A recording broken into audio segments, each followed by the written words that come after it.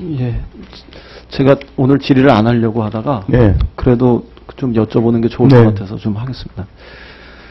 이게 지금 중기 재정 운영 계획을 이렇게 말씀하시는 거고, 그 중기 재정 운영 계획을 이렇게 우리가 수립하다 보면은 생각해 볼 수 있는 어떤 그 구조적인 이런 요인들이 좀 있을 거라고 생각합니다. 근데 오늘 제가 이거 쭉 보면서 생각보다는 의외로 그 기획재정부가 이렇게 좀 비통일적인 그런 그 시각을 너무 오래 가지고 있는 거 아닌가 이런 생각이 좀 듭니다. 근데 그 남북 통일. 네. 예. 근데 지금 한반도 정세의 변화가 제가 볼 땐 중기적인 한 5년에서 10년 요 사이에 굉장히 중대한 변화가 있을 수 있는 이런 시간들인데 그게 전혀 상정되지 않고 그 중장기적인 경제 그 정책을 구상하고 재정 운영 계획을 설정한다는 게 제가 볼 때는 상식적으로 잘 이해가 안 되거든요. 좀 상당히 옳은 지적이시라고 생각하고요. 네. 그 점이 저희들이 항상 안고 있는 그 리스크, 가장 큰 리스크 중에 하나라고 생각합니다. 그런데 그다음 상황이 완전히 바뀌는 거니까. 그렇죠. 네.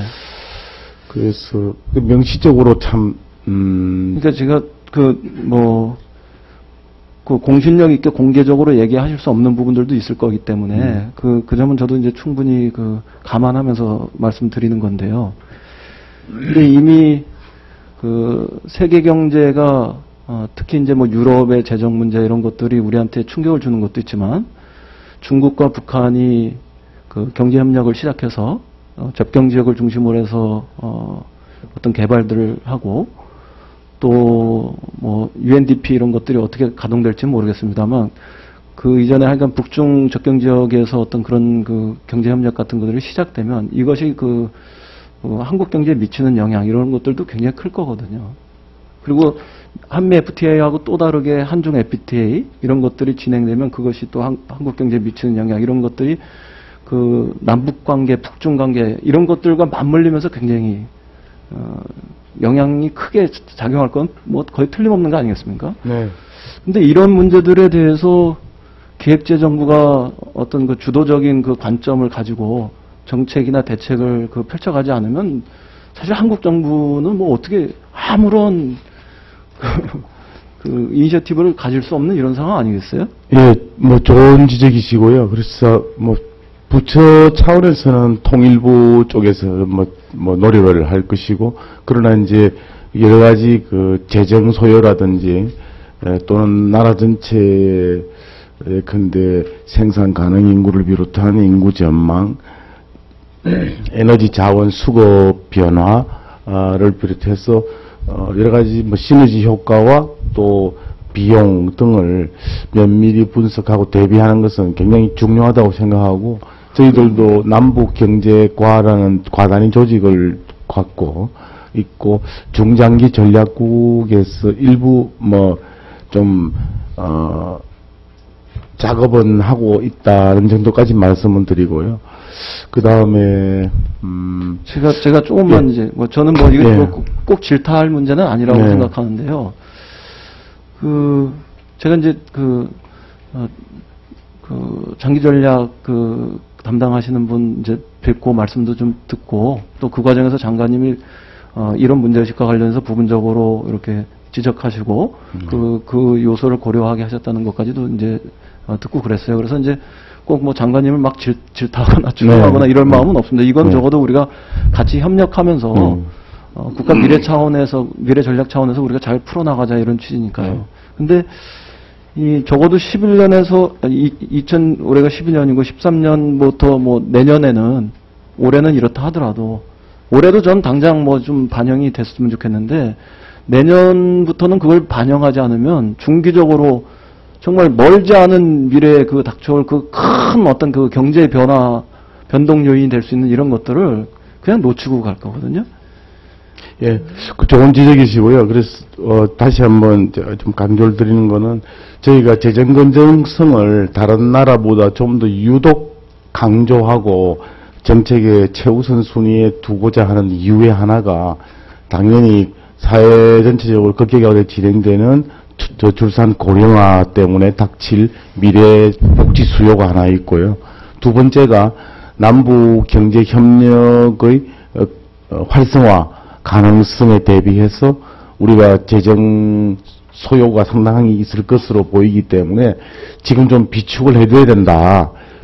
개미처럼 좀 해야지 배짱이처럼 하면 안 되겠다 하는 그 두 가지 이유가 있습니다.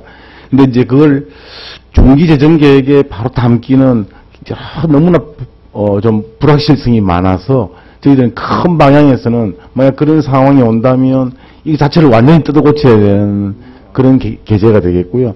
그런데 대비해서 하여튼 국가 채무 비율을 30% 이하로 지금 가져가 있는 것이 좋겠다라는 그런 생각 가지고 있는 그런 거죠. 정도의 문제의식을 속에 가지고 계신다면 그 네. 어느 정도 이렇게 드러낼 수 있는 만큼은 드러내시는 게 좋다고 생각하거든요. 네.